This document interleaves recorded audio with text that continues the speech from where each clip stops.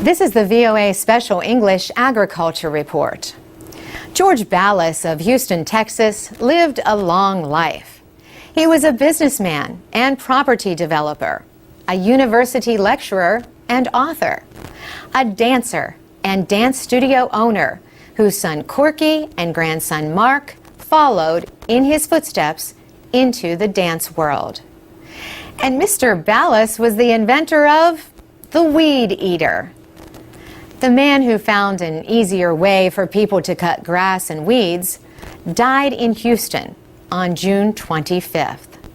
He was 85 years old. George Ballas was born in Louisiana. He joined the military at 17. He served in World War II and the Korean War.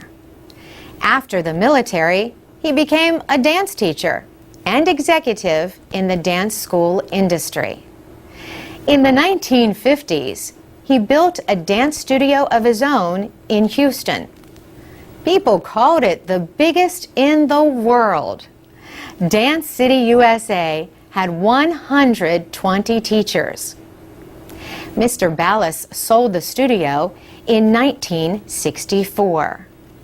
By the early 70s, he was on to the next big thing.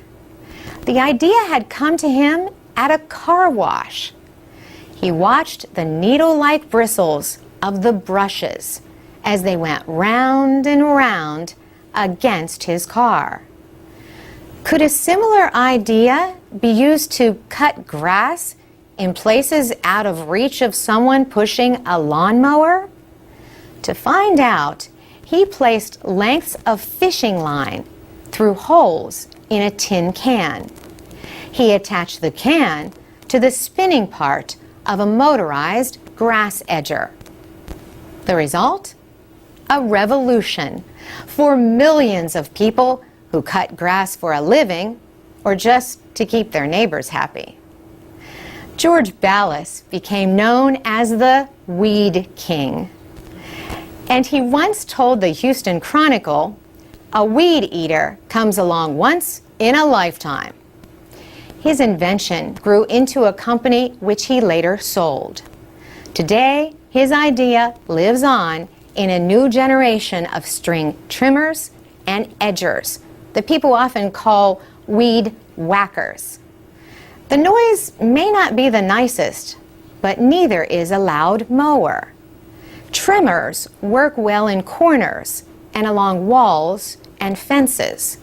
They also avoid the use of chemicals and the labor of pulling weeds by hand. Of course, in the wrong hands, a weed whacker can do damage like any other power tool. The high-speed cutting line can whack pieces out of trees, wood fences, stone surfaces, or bird baths.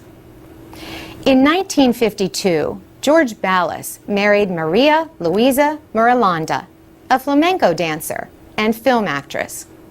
They were together for 59 years until his death. For VOA Special English, I'm Carolyn Presutti.